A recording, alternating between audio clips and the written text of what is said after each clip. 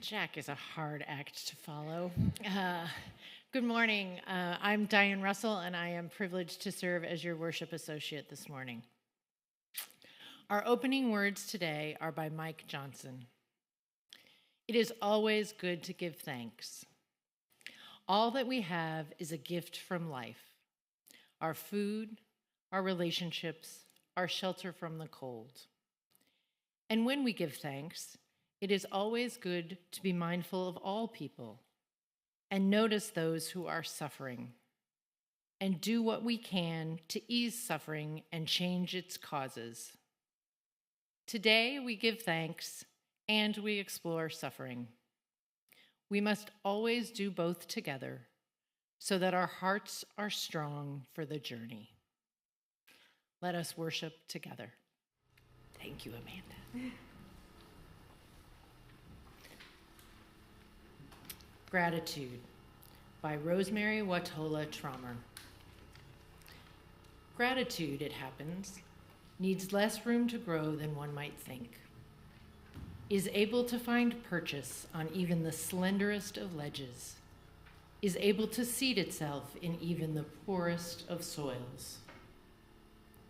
Just today, I marveled as a small gratitude took root in the desert of me, like a juniper tree growing out of red rock.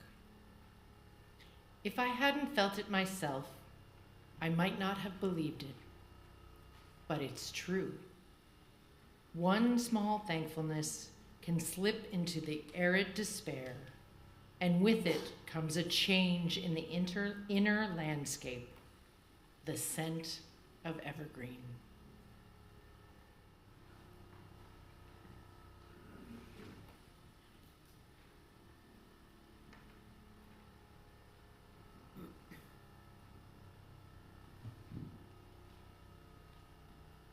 There's a moment when we think about gratitude that we can think about not only the easy gifts, not only the ones that shimmer in the morning light, but also the ones that arrive heavy and difficult and unwanted. We could do this we need to do this because most of us have been taught to give thanks for what feels good, right? A nourishing meal, a smile from a friend, and an unexpected kindness. It reminds us that the world is not entirely broken.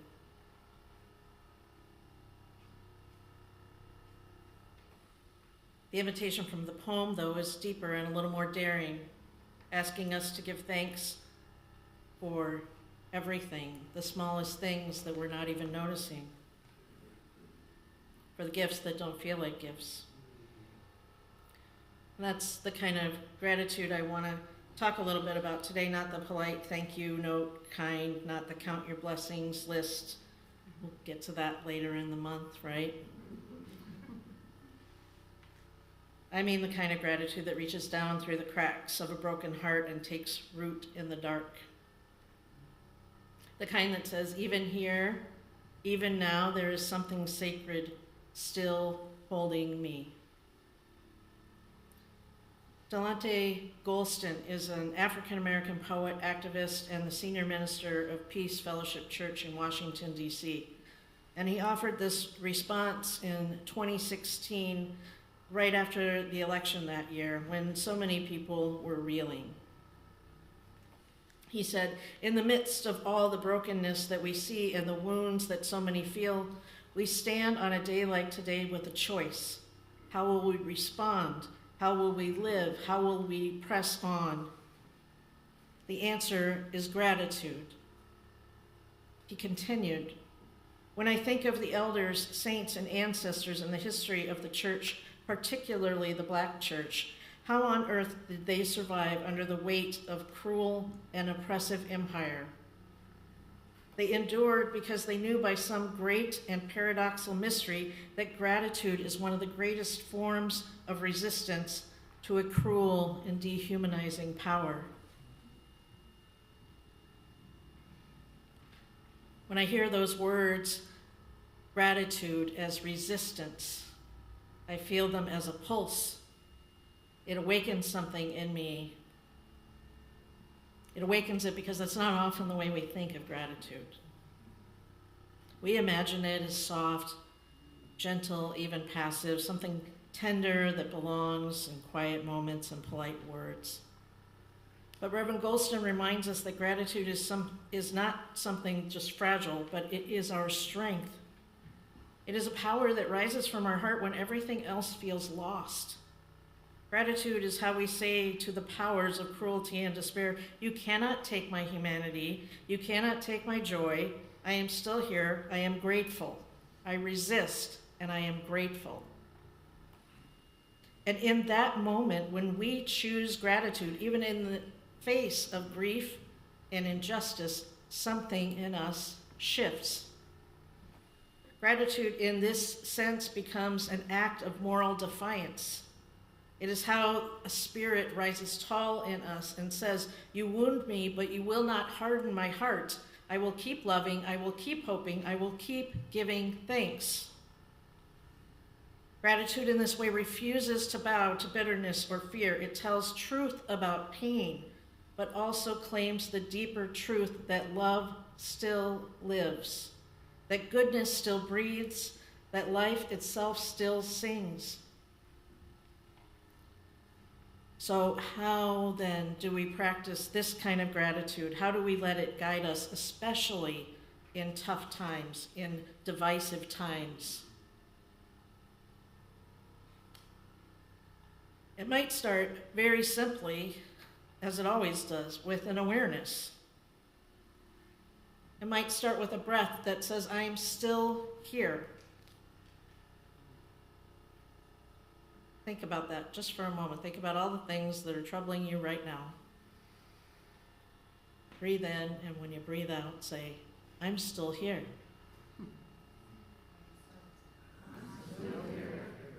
That's something to be grateful for, right? We might find that gratitude when we glance toward a tree, when we notice the way its branches hold both sunlight and shadow. We might find that gratitude in the warmth of a hand holding ours, or a memory that reminds you of who you are, even when everything else feels uncertain. Just noticing these daily occurrences invites us through the doorway to be grateful. But know this, gratitude is not just a feeling, it's a practice. It's something we do, something you do. You can feel grateful, but if you practice gratitude, it's something you do again and again and again, even when your heart isn't ready, even when the world seems to give you every reason not to. And let's be clear, gratitude does not erase the pain. It doesn't deny injustice. It doesn't say it's all fine, because friends, guess what? It's not all fine. What it does is help us to see, even in the wreckage, that there's still something worth saving, something worth loving still. When we practice this kind of gratitude, we anchor ourselves in what is real and good and sustaining. And from that grounding, that's where we can act. Because when we are guided by gratitude, our courage grows. We find the strength to keep showing up, to heal, to repair, and to resist despair. And when we are guided by gratitude, our generosity grows too.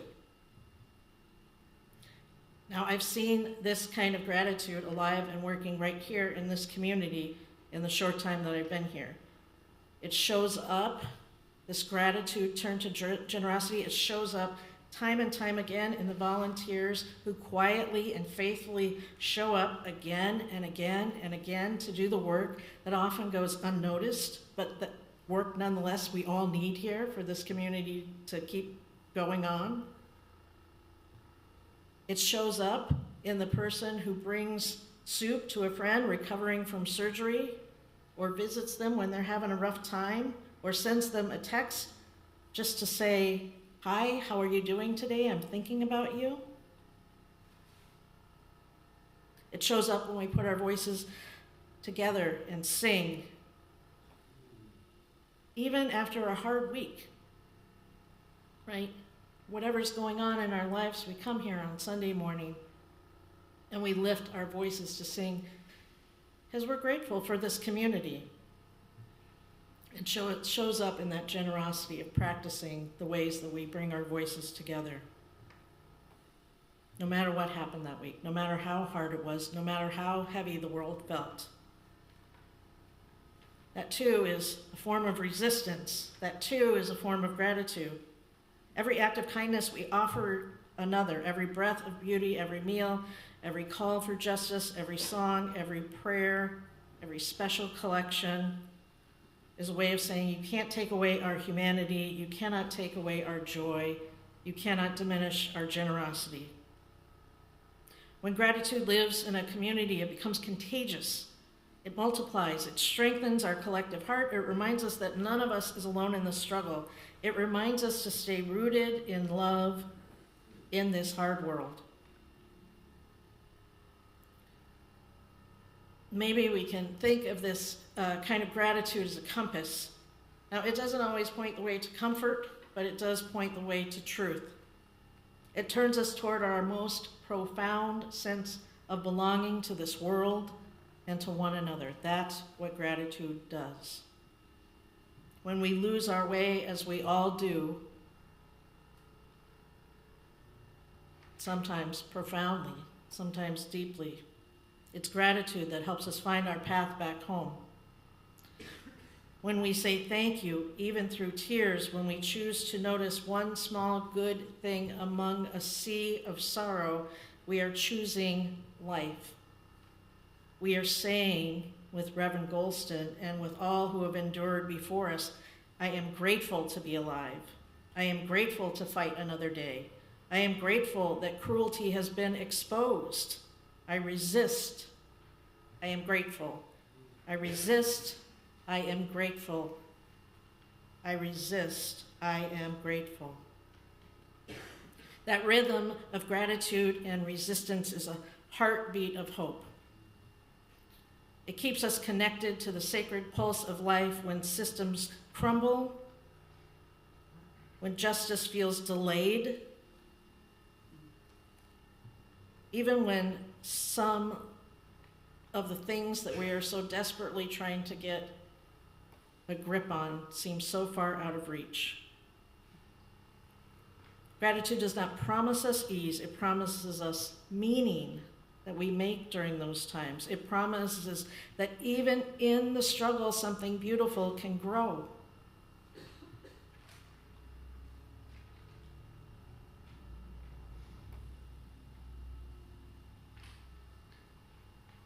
And when we practice gratitude in our hearts, something else blooms. Generosity. Because when we recognize how much we've been given, how many hands have held us, how much grace we've received ourselves, generosity comes spilling out. It becomes the natural flow of a grateful heart. I think Eddie was just kind of explaining a little bit of that a couple minutes ago. Thank you. Gratitude fills us up, and generosity sends that fullness outward, right? We receive and then we give. It showed up last week here in the overflowing donations to our free little pantry, which have continued all week. Neighbors giving so that others could eat. And we know how important this is right now. And friends, this generosity is still greatly needed. You all know this. I'm sure you're following the headlines. So please let your gratitude where you're living show up every time you make a trip to the grocery store right now. Let it turn to generosity by always picking up a few things to offer. Go even further than that if you can. Let your gratitude for what you have show up in generous donations to Samaritan House here in San Mateo, or Second Harvest in Silicon Valley, or Second Harvest of Silicon Valley in San Carlos. Both of those organizations are really trying hard right now to meet the needs of hungry folks due to SNAP benefits being very uncertain, not happening right now, at least delayed, we don't know. And we still have all those federal employees who haven't gotten a check for a month. That's what we do. We're grateful and we show up for our neighbors. That's what Aspire House does. That's why we invite your generosity to support them this month as well. Theologian John Wesley, centuries ago, captured the spirit of gratitude turned into action when he famously said, "Do all the good you can in all the ways you can, to all the souls you can, in every place you can, at all the times you can, with all the zeal you can, for as long as you can." That's what gratitude looks like when it takes form. It rolls up its sleeves, it shares abundantly with its neighbors, it writes the letter to the imprisoned, it shows up for the meeting to learn more about how to help, it sings the song, it gives of itself not because it has everything figured out, because it knows that love is always still worth giving. In times like ours, when polarization, fear, and exhaustion can feel like despair, gratitude and generosity are radical acts, just like they always have been. They remind us that our worth is not measured by the circumstances we live in, but our capacity to give and receive. So in these uncertain, often weary days, when the news breaks our heart and the work feels endless, may gratitude be our guide. May it steady our hearts for the work of justice. May it open our eyes to beauty still shimmering in the cracks. May it keep our hearts tender and fierce, and may it fuel our generosity in times of need. To be grateful in such times is to claim our full humanity. It is to say, I will not become what I oppose. I will not surrender my compassion, my courage, and my joy. Gratitude is what keeps the spirit supple and strong. It is what keeps us awake to beauty, alive to love, and ready to act. It keeps us awake to beauty, alive to love, and ready to act. And that, dear friends, is how we keep going, with gratitude as our guide in times like these. Blessed be. Amen. Beloved friends, as you go from this place, may gratitude be the ground beneath your feet. When the days are heavy, may it remind you that beauty still shimmers in the cracks. When the work feels endless, may it whisper that love is still worth the effort. When despair presses close, may it steady you with the quiet truth. You are not alone. Let it be your song of resistance, your prayer of courage, your practice of hope. Go forth in gratitude, go forth in strength, go forth in peace. And I invite you to repeat these words after me. We are grateful. We are grateful. We are strong. We are strong. We go in peace. We go in peace. Amen. Amen.